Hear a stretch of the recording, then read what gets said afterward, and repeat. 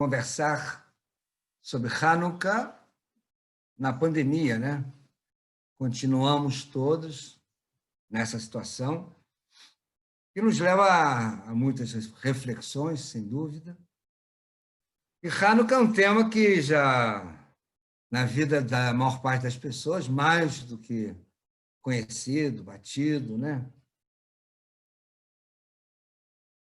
Eu queria começar direto lendo um texto, um pequeno texto, que, na verdade, é a única referência que temos sobre Hanukkah no Talmud. Vejam bem, imagino que vocês tenham uma Bíblia, um Tanar em casa. Se forem procurar o livro dos Macabeus, não vão encontrar. O livro que narra a epopeia dos Macabeus, vocês só vão encontrar na versão católica da Bíblia. Isso tem razões que nós não vamos aprofundar hoje, mas eu faço só uma menção porque é interessante nos darmos conta desse fato e das narrativas que a gente está acostumado a ouvir ao longo da vida, nas escolas. Eu me lembro, eu, garoto, né, no Talmud Torá, década de 50, e falava-se do milagre de Hanukkah e dos guerreiros macabeus. Mas o livro dos Macabeus não está na narrativa oficial, no cânone judaico, no Tanar. Então, eu vou ler para vocês uma citação que, como eu ia dizendo, é a única, ao menos nessa extensão, que explica, que conta o que é o Hanukkah. Ela fala assim: o que significa Hanukkah? Os nossos sábios ensinam que o dia 25 do mês de Kislev começam os dias de Hanukkah. 8 dias durante os quais não se celebra nenhuma cerimônia de luto, nos quais não se praticam jejuns. Quando os gregos penetraram no templo, profanaram todo o azeite armazenado ali. Quando a família dos Hasmoneus triunfou, só encontraram um único pequeno frasco de azeite puro no templo e que levava o selo do sumo sacerdote, o Cohen Gadol. No entanto, o azeite só dava para manter a luz, que era permanente no templo, acesa durante um único dia. No entanto, se produziu um milagre, e o azeite deu para 8 dias. No ano seguinte, se instituiu a celebração desses dias com cantos, bendições e agradecimentos.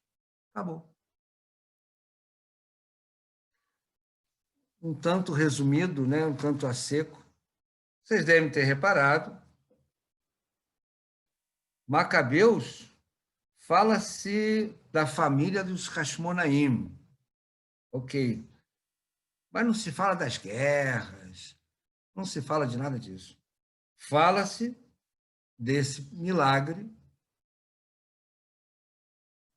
exposto de forma sucinta. É a partir daí que nós vamos tentar desenvolver alguma reflexão ou algumas reflexões com a ajuda, evidentemente, dos mestres, né? Cada um de nós tem os seus mestres, suas leituras, que nos inspiram e nos fazem pensar e, às vezes, até nos fazem produzir um ou outro pensamento. Existe um termo de Walter Benjamin, que ele fala da essência espiritual da linguagem. Eu queria dizer para vocês o seguinte: qual a essência espiritual da palavra Hanukkah? A palavra Hanukkah, todos nós sabemos, pode ter a ver com renovação, fundação, mas a raiz Hanukkah, Het Nun, Raf, nos leva a Hinur. Eu acho que a essência espiritual da palavra está aí. Hinur quer dizer educação, ensino, ensinamento. Ou seja, aquilo que pode nos fazer pensar e aprender. E o que será que essa palavra, Hanukkah, pode nos ensinar a pensar mais longe, um pouquinho do óbvio, que o óbvio é a narrativa que nos acompanha desde a infância.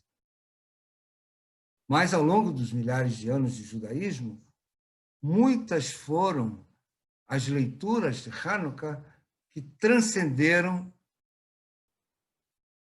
essa pequena descrição, que transcenderam também essa ênfase que se dá no mundo de hoje e que já nos acompanha há muito tempo, sobre o lado guerreiro do Hanukkah, né? O lado, vamos dizer, militarista do Hanukkah.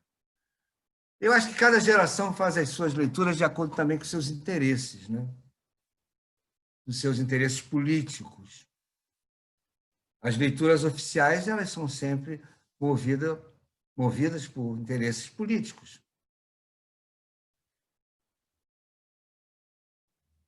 E isso é o modo judaico de filosofar.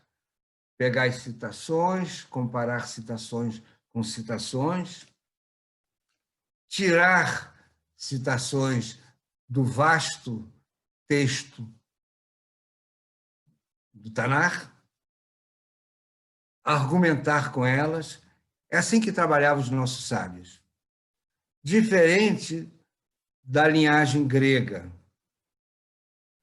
A linhagem grega criou um modo de pensar que acabou nos dando a filosofia, nos dando a razão que conhecemos, nos dando a ciência que conhecemos, um modo onde a racionalidade e o argumento vinham através da lógica. Uma lógica que era construída, portanto, por estes pensadores.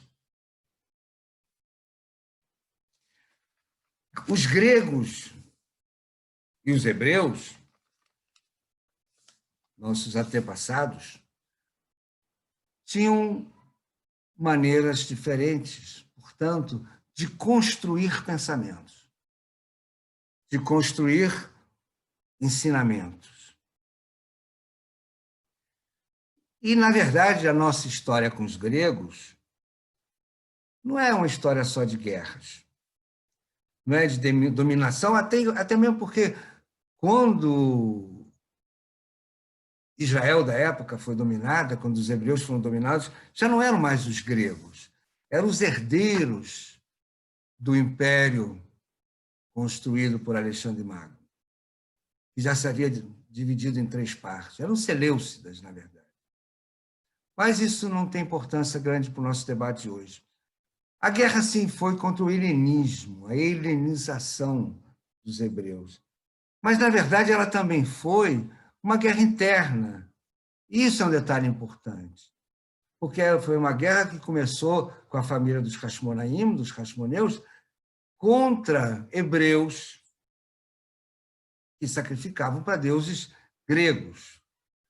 Havia um grande processo de helenização. Ao dizer helenização, a gente não pode reduzir só a uma questão de religião. A gente tem que abranger a questão para a cultura.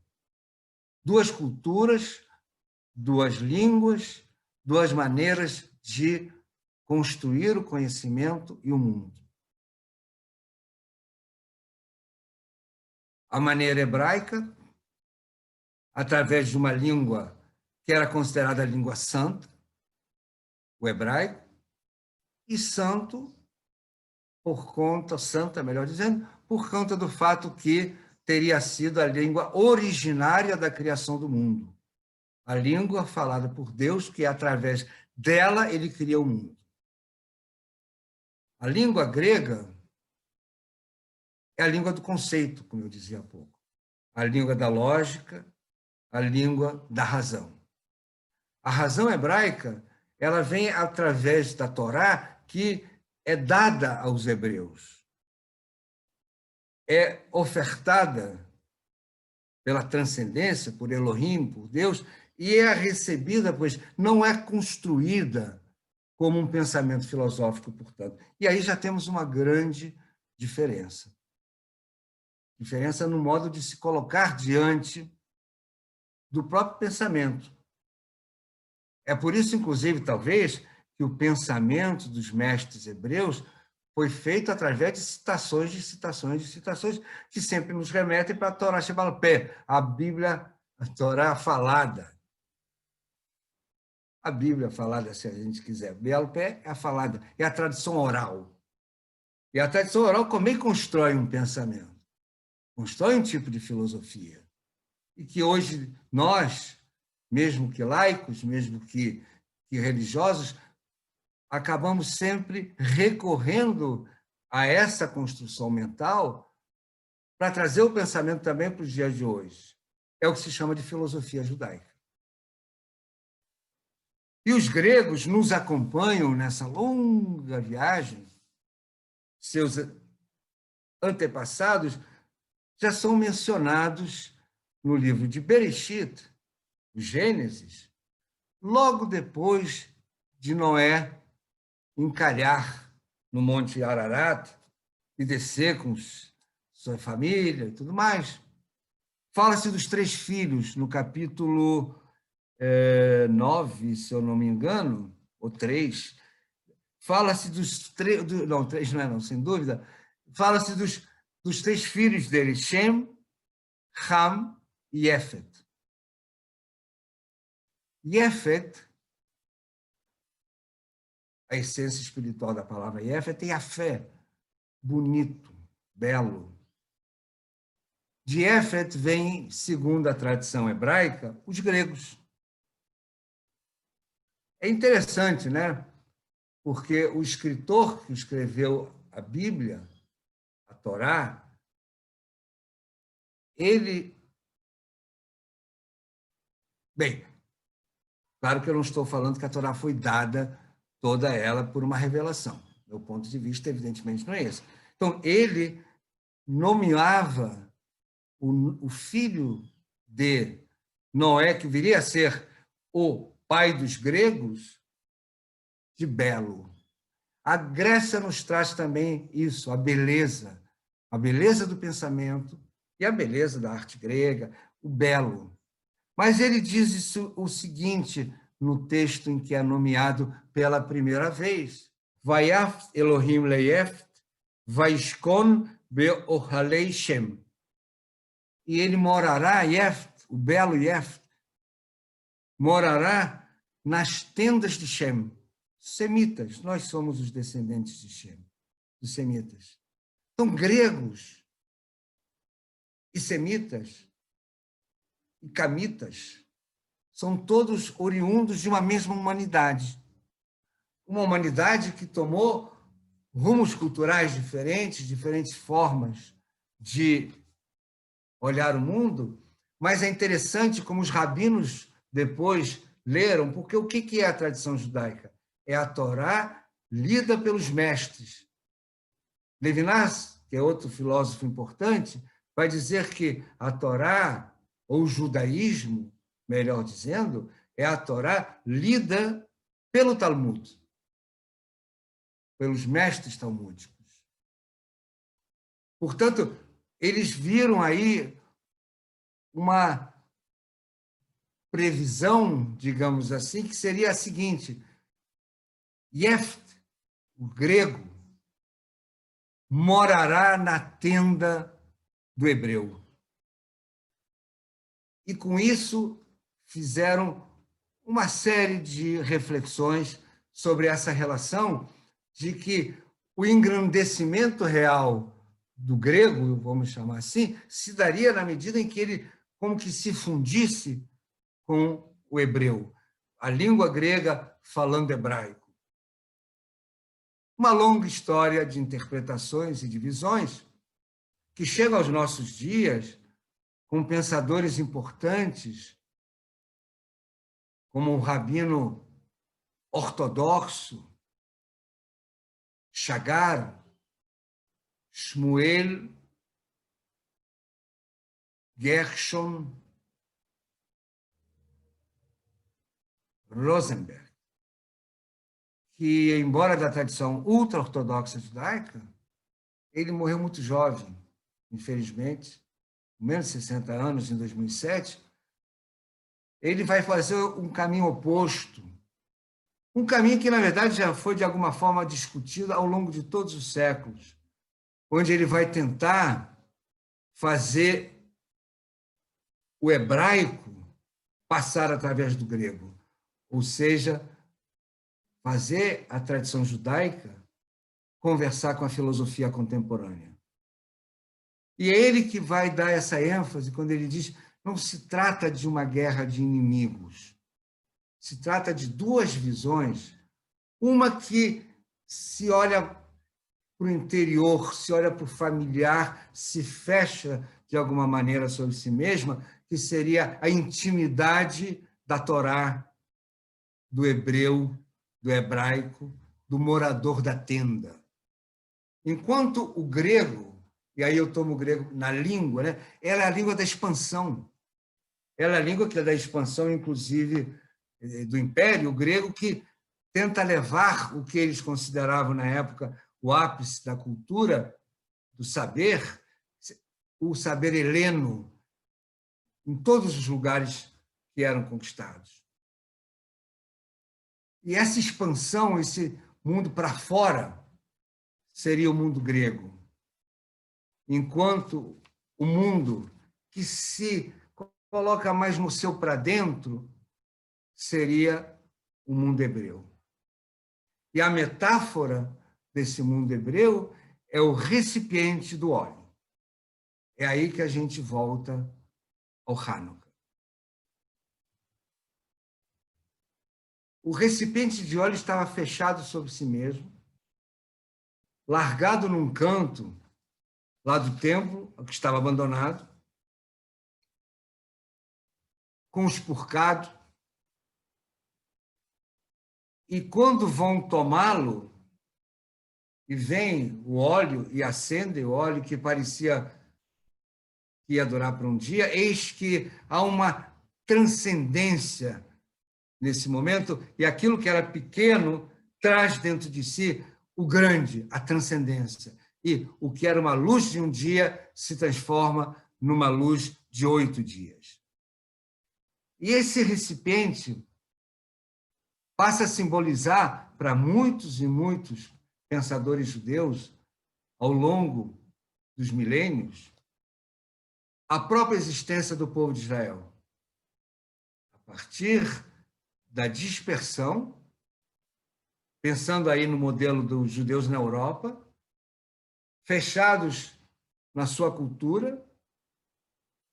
Não faremos aqui nenhuma leitura aqui dos motivos históricos para isso.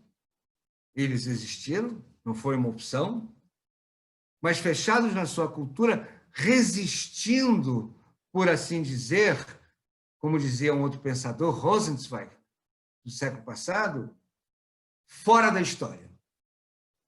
E é curioso, porque o fora da história do recipiente de óleo era realmente também um fato real, porque enquanto a história se dava lá entre os macabeus lutando, eles estavam lá guardados, fora da história.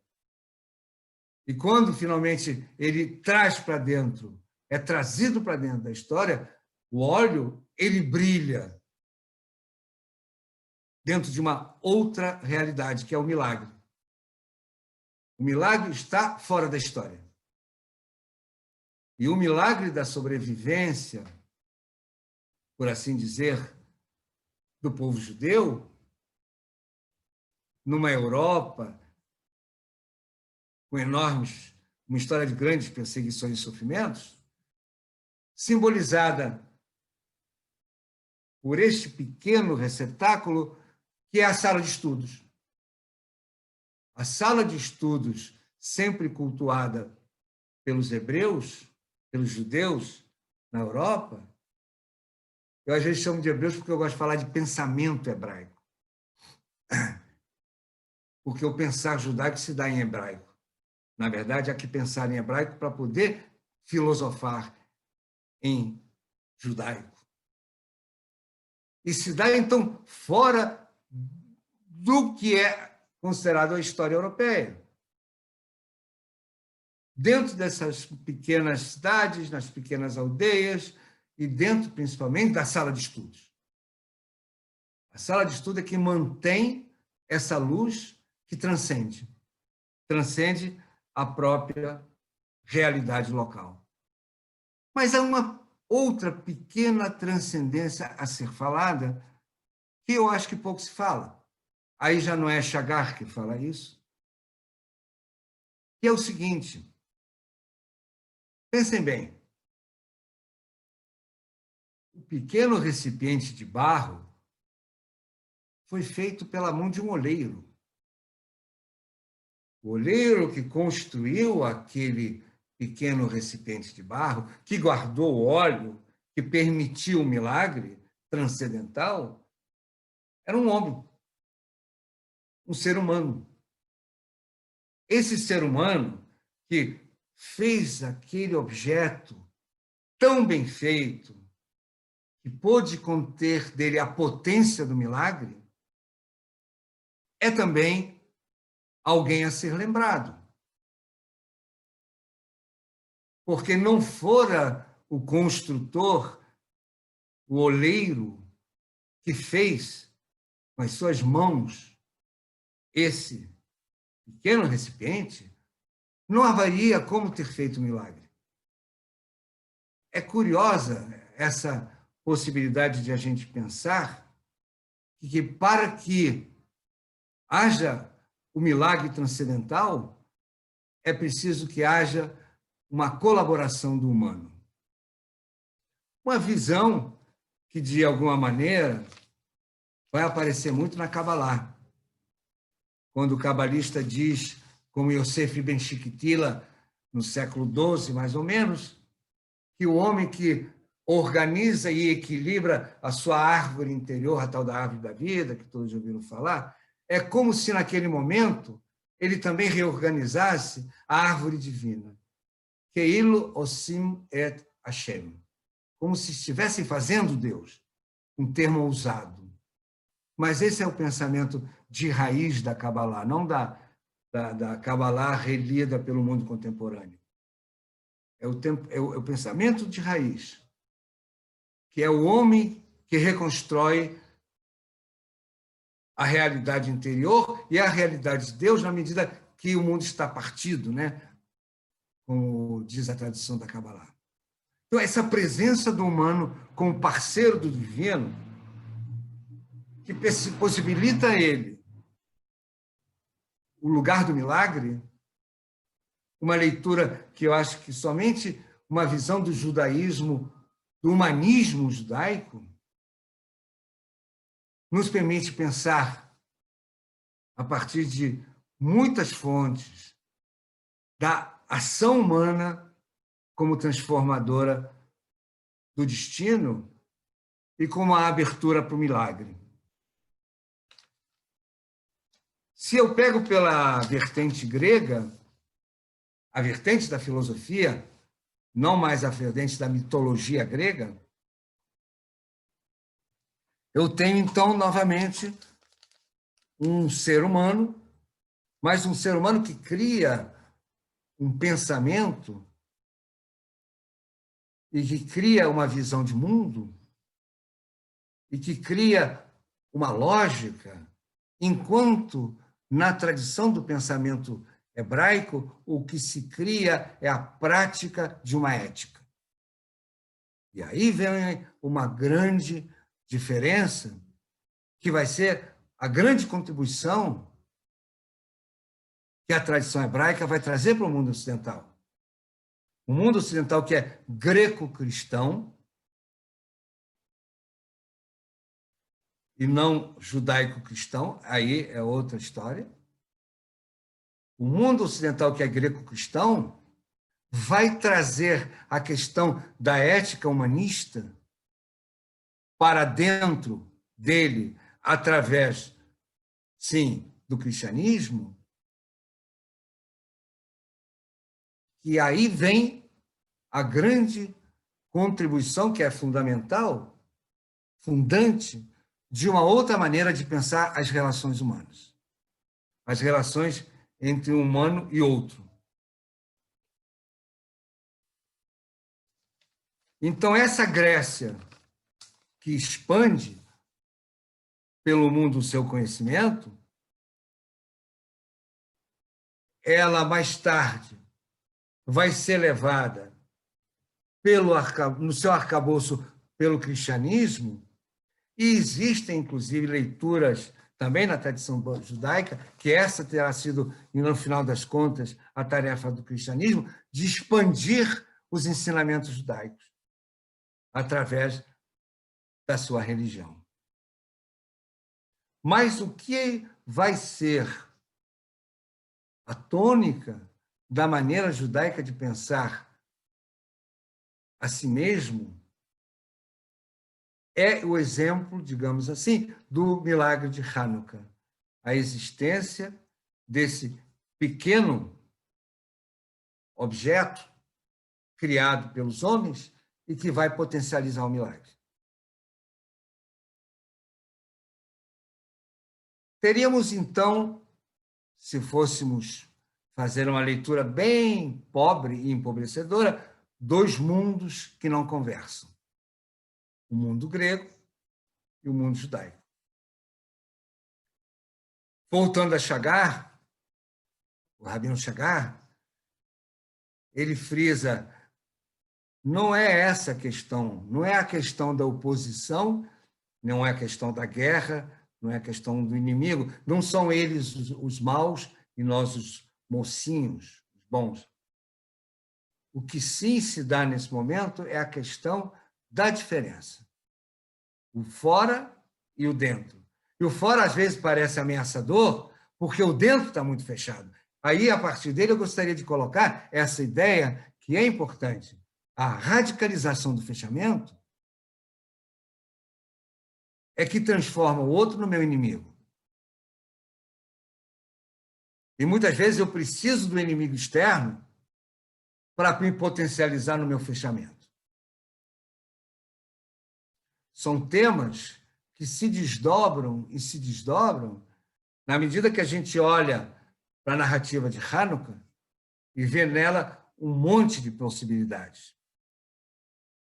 E tanto não é uma questão de inimigos, a questão dos inimigos da razão e da ciência, a gente está vivendo aqui no Brasil hoje em dia, e não são exatamente os judeus que estão do lado daqueles que acham que o inimigo é a razão e a ciência, e preferem ficar com o mito. O mito é isso, né? É a mitologia. O que nós vamos abordar para encerrar essa pequena fala, que é de indicações de pensamentos? Eu gosto muito de indicar pensamentos, aí quem quer vai lá, aprofunda, pesquisa, não é isso? Mas mostrar que há outros caminhos. Então, é a forma que eu fui encontrando e continuo encontrando caminhos pela vida fora.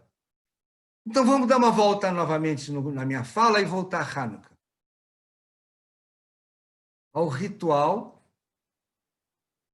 que pega na menorá, com as 8 velas acesas e leva e coloca na janela. Essa é a ideia que nos foi passada há centenas de anos, que ali no batente da janela há de se colocar a Hanukkah. E, novamente, qual é a essência espiritual deste rito? Bem, eu posso dizer, como certas pessoas leem também, que é para mostrar lá fora a luz que está dentro de casa, a luz judaica para o mundo. Há uma leitura assim. Também é verdadeira. Mas se a gente alavancar essa leitura e pensar que nesse batente da porta, da janela, a Hanukkah, que mostra a luz, ela precisa do escuro para ficar mais potente. Se o escuro é o mundo lá fora e aqui é o mundo familiar, eu não fiquei trancado no meu familiar, curtindo ao redor da mesa, só para mim essas luzes, embevecido por elas. E pela história que ela alavanca, e pela narrativa que ela alavanca. Não, eu pego, coloco ali nessa passagem, digamos assim, um lugar meio cinza entre o escuro e a luz da casa, entre o familiar e o externo. É ali que vai morar essa luz. Entre o claro e o escuro, entre o espiritual e a razão, entre a emoção e a razão, entre o que é judaico e não judaico, entre o pensamento judaico e o pensamento não judaico. Porque não são uma série de ritos cumpridos pelas pessoas que fazem o que é o judaico. Se o judaico traz todo um pensamento, traz toda uma ética, é preciso pensar que é nessa ética que está presente a transcendência, o espiritual do judaísmo, e não no fazer cotidiano.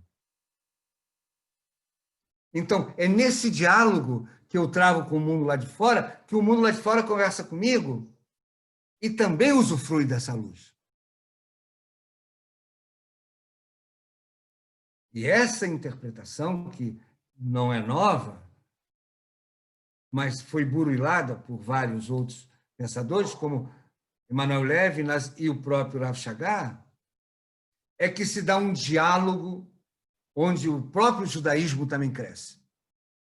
Ele, inclusive, defende, ele a vida inteira em Israel, ele teve uma yeshivá dele no final da vida, durante, não sei se bem no final da vida, durante anos ele teve, ele diz, é aí que a própria religiosidade em Israel cresce e deixa de ser uma religiosidade por exclusão, porque os gregos estão entre nós, digamos assim, né? Quer dizer, o judaísmo não religioso em Israel, que faz essa tensão com o judaísmo religioso ortodoxo, que se isola, ele denuncia isso como um erro por parte da ortodoxia, na medida em que ela vai precisar cada vez mais se fechar para não conversar com o mundo que já está acontecendo de qualquer jeito.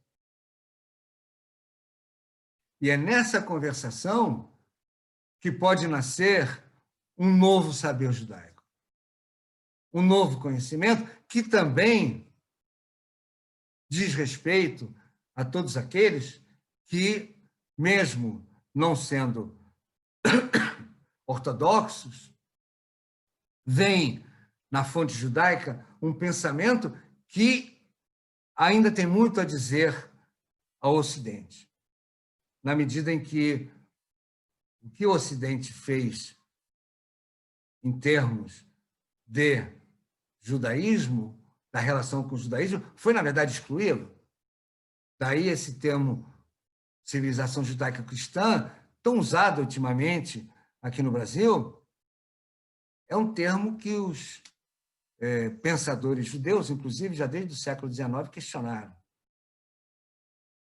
Mas é nesse encontro da luz entre o claro e escuro, da luz que ilumina para dentro e para fora ao mesmo tempo, da luz que potencializa a sua luminidade para fora, na medida em que ilumina o fora e que o fora conversa com ele, que se dá, talvez, o retorno, pensando bem, àquela citação do Bereshit. O Yafet, morando na tenda de Shem, e agora o contrário também. Shem podendo morar na tenda de Yafet. E aí seria realmente o melhor dos mundos. Infelizmente, o que nós estamos vivendo no Brasil, não só na pandemia, mas também nos discursos políticos ideológicos que estamos vivendo, é o contrário de toda essa possibilidade. É o mundo da exclusão, o mundo da negação, o mundo onde o outro é endemonizado. E se realmente a mensagem judaica pudesse chegar tanto a judeus quanto a não-judeus, essa mensagem da luz que está entre o claro e o escuro, sem dúvida enriqueceria a vida de todos nós, sem dúvida nenhuma. Então, vou ficando por aqui e muito obrigado a quem ficou até o final ouvindo, quem não ficou também, obrigado. E Hag Sameach.